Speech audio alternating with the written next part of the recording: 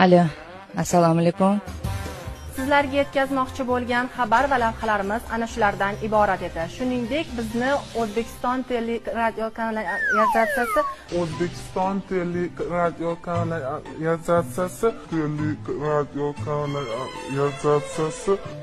OTT platformasi orqali ham kuzatib borishingiz mumkin. Xayr, salomat bo'ling. Ishsizlar sonining ham ortishiga sabab chiqib ketdi звоночка. Qora kishmish navli uzum. Nima demoqchi edim? Samandar, kayfiyatlaringiz qanday? Yaxshi, javob berdi.